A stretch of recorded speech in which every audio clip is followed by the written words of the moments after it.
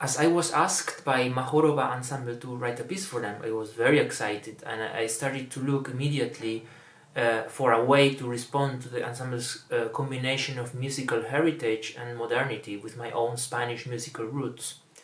And then I found a very touching story that uncovers an unlikely but very deep connection between the two countries. In two very small villages in South Spain, there are apparently lots of people with the family name Japón, which means Japan in Spanish. And they turn out to be the descendants of the diplomats of the Keicho embassy, which was a diplomatic mission led by Christian samurai Hasekura Tsunenaga of Sendai, just after the beginning of the Tokugawa shogunate. Crossing the Pacific Ocean through Mexico and Cuba, and then through the Atlantic Ocean, the embassy arrived to Portugal, Spain, and then Italy to visit the European kings and at the end the Pope, to gain their support and their favors to support Christianity in Japan, which was prohibited shortly after.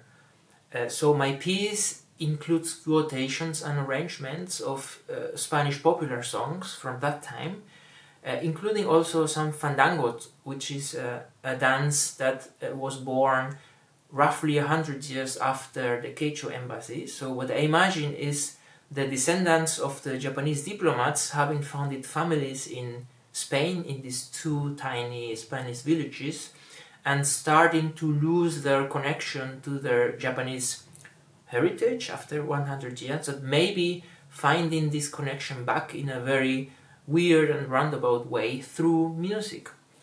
And there's another point to round up the story, and that's the fact that the Keicho embassy arrived to Spain roughly at the same time as the most famous Spanish novel of all time, the Quixote, was finished.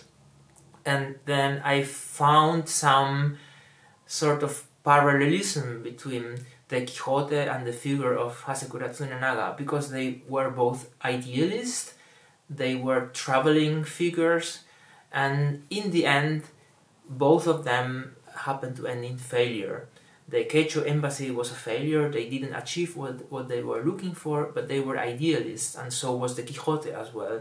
Through their travels and through their journey, they changed themselves, and although they didn't find what they were looking for, they changed history in their own way.